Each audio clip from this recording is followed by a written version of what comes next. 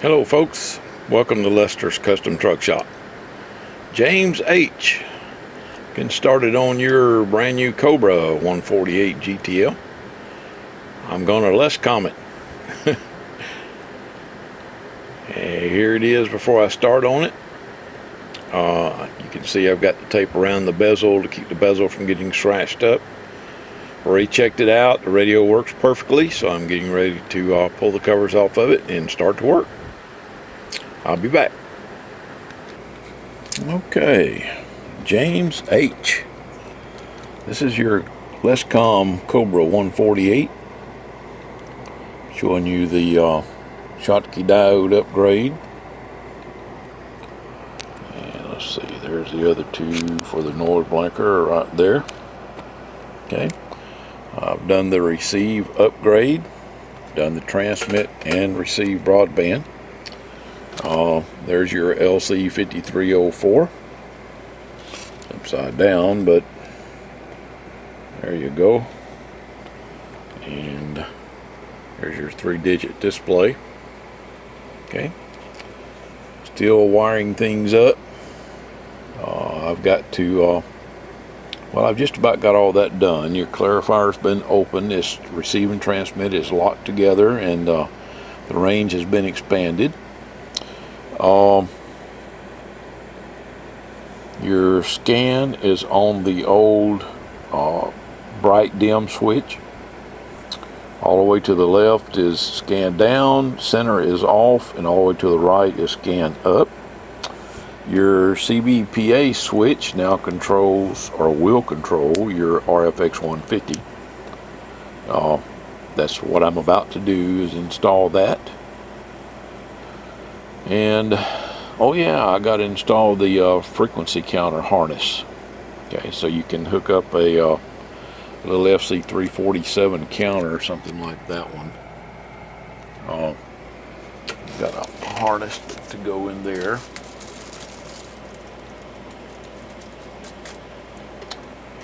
This is the harness right here. I had these made up so that we can put this kind of harness in any radio, and it'll be located in between the audio jack and the power jack, right there where it says external speaker and power. It'll go right in that area there in between the two, so you can hook an external counter up to it if you want to. Let's see. Oh, I had to replace the microprocessor, or the PLL chip rather. The PLL chip that they had in there was a Micronics.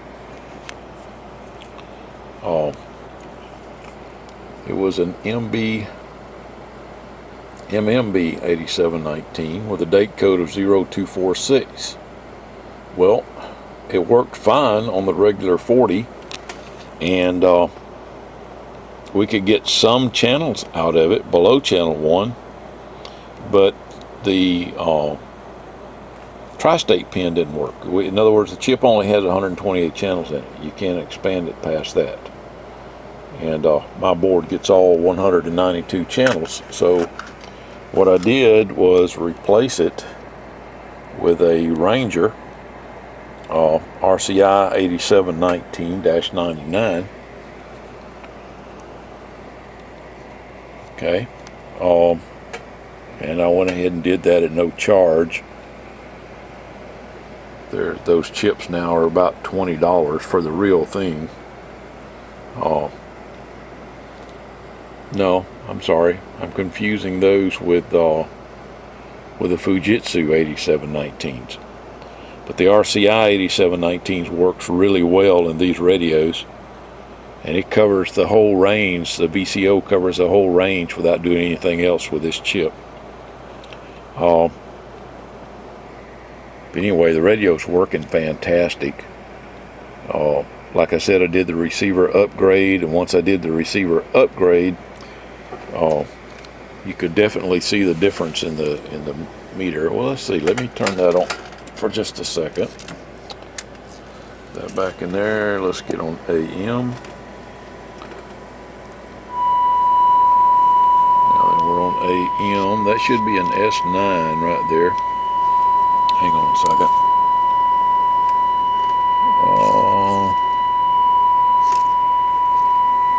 Yeah, okay. When I did the receiver upgrade and changed the shotkeys, you can see the meter moved. So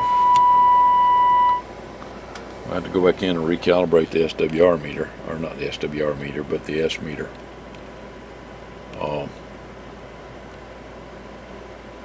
Because it definitely improved the receive. Okay, all right, well that's where I'm at. I'm going to install the harness for the frequency counter, and then I'm going to install the RFX 150. I'll be back. Okay, got the connector for the frequency counter all wired up. Got the wire ties on the wiring, tied that down really well. Sorry, I'm on channel 38. Turn that down a little bit. Okay, that's the way we look. Now you notice this 148 has original Fujitsu transistors, a 2166 driver and a 1969 final. They are hard to find, but it's got them in here. Now this guy right here is going to be your amp control.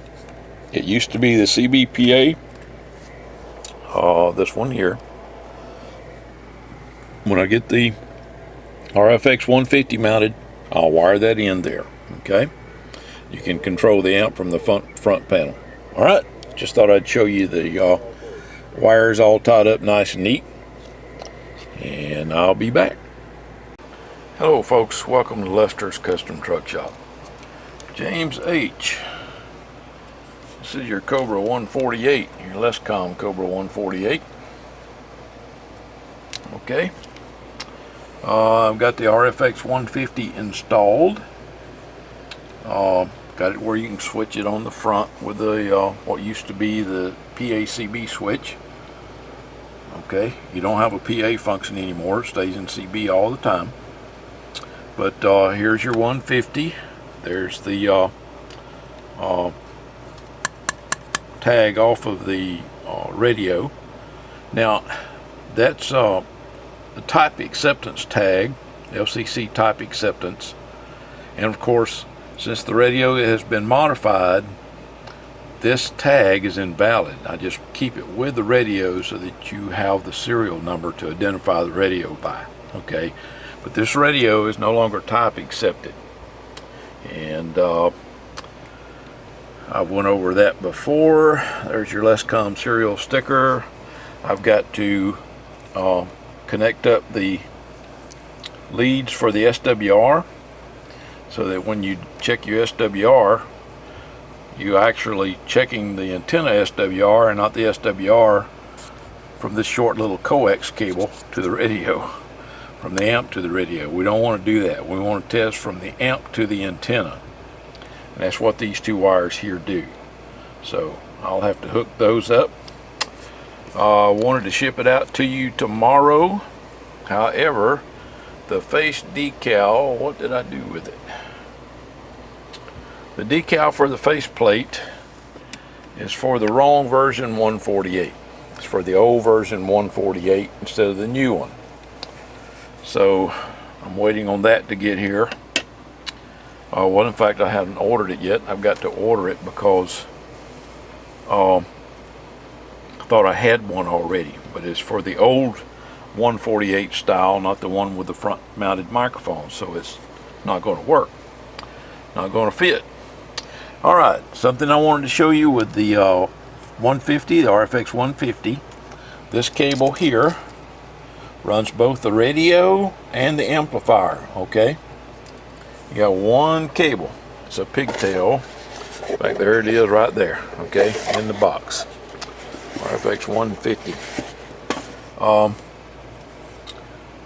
So that means when you got the power cable connected here, going to the vehicle or your power supply or ever how you're connecting it, this jack is hot, okay? You'll have 12 volts on that post right there, okay? So make sure nothing comes in contact with that. What some folks have done was take an old power cord, cut the cord off of it, and just stick the plug up in there to keep anything from getting to it. I think that's a good idea. I don't want to close it up because you may need it to run the radio at some point. But you know, this connector is connected to the power connector of the amplifier, so it doesn't really matter. Anyway, you fuse that one and it fuses both the radio and the amplifier, okay? Alright, I think that about does it. Like I said, I'm waiting on the I will be waiting on the face decal. I've got to order it. I wanted to ship it out tomorrow, which is Monday. I'm actually making this video on a Sunday night. I actually worked on a Sunday. I can't believe that. But that's all I'm waiting on. Like I said, I got to connect the SWR wires and you know, finish putting the cases and stuff back on. The radio's finished. In fact, may shoot you an email and see if you want to for me to just go ahead and send the radio on, and then mail you the decal when I get it. Okay? All right. I'll be back. James H. in Pennsylvania. This is your LesComm Cobra 148. Just showing you a last picture of the inside there before I put the covers on it. You can see I've got everything tied up nice and neat.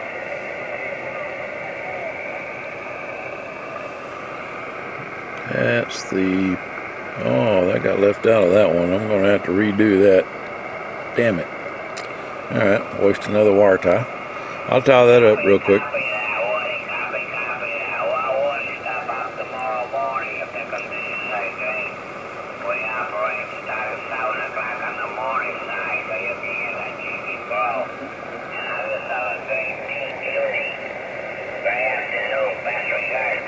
Alright, I'll do that and put the covers on it and be right back. Hello folks, welcome to Lester's Custom Truck Shop. James H. in Pennsylvania. This is your LesComm Custom 148. Has the LC5304 in it, NX4, the latest version.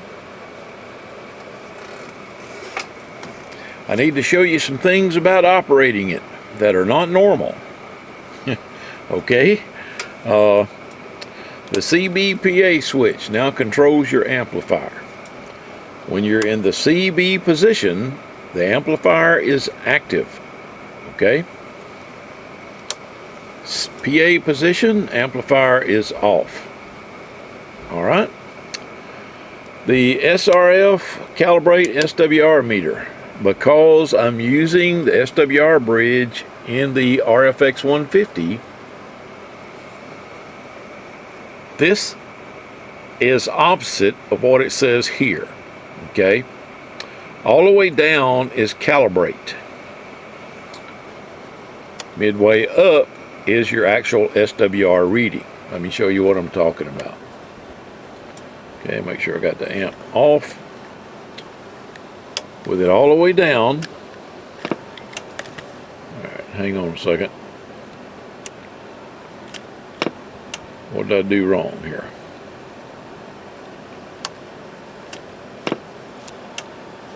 Well, motherfucker, it ain't working now.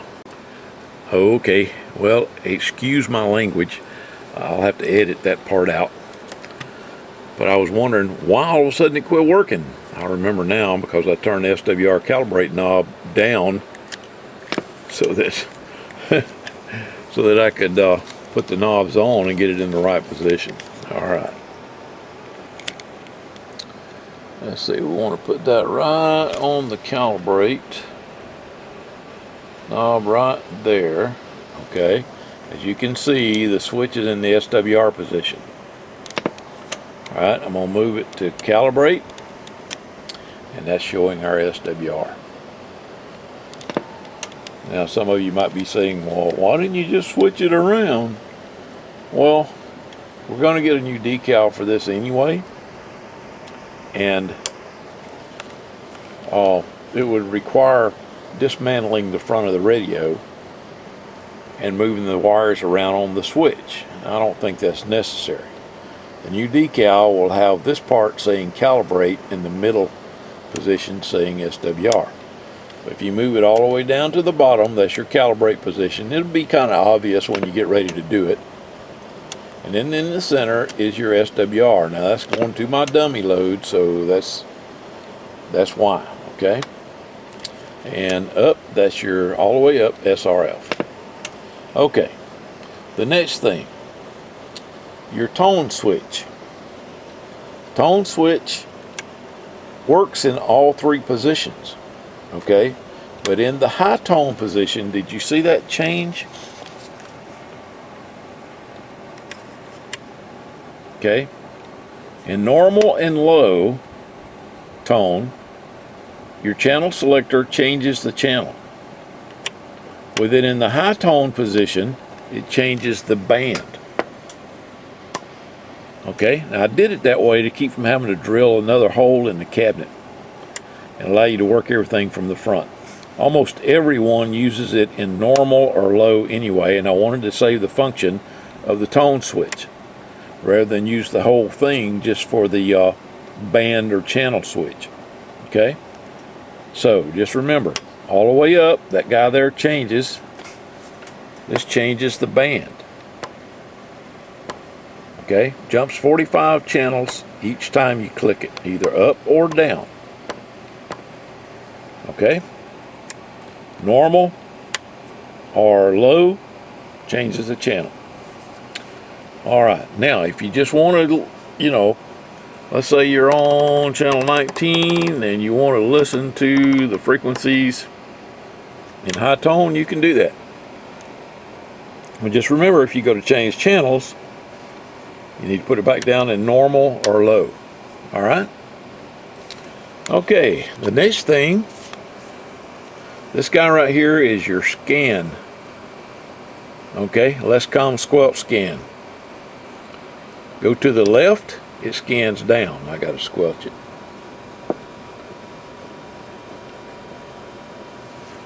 Okay, to the left is scan down. Center is off. To the right is scan up. Just remember, left down, right up, center off. All right. And we've put the white LED inside the meter. Left the black face meter in there. That's what we're doing now. That's what we got the most requests for. So you get a white LED and a black face, the original black face meter. Okay. Now then, let's do some power test. Let's see, can I set the camera to where you can see the meters? Yeah, not that well. All right, that'll be good enough. I've got this meter here. They both have 100 watt slugs in them, okay? This meter is on the ×2 position, which means we're reading from the top scale. All the way over to the right is 250, 200, 150, that's 100, okay? This one, we're reading from the bottom scale. It also has a 100 watt slug. All right, let me switch hands with the camera. Make sure that I got, all right, we're on AM now. Dead key. Amplifier off. We're running about 6.5 or 7 watts. Okay. Throw a little audio in there.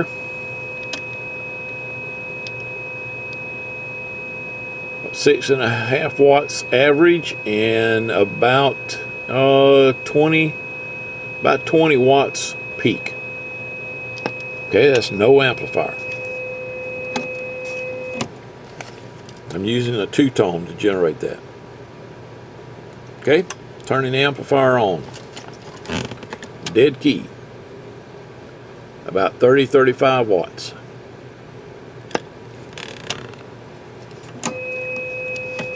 Two-tone audio.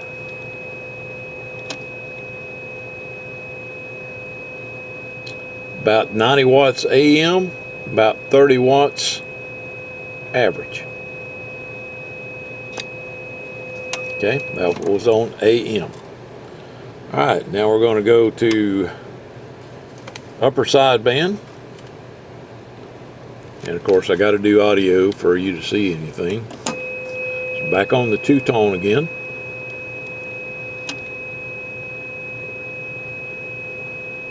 About 92, 93 watts peak and almost 60 watts average. Okay. Put that down into ×1 position. See, it runs way over there.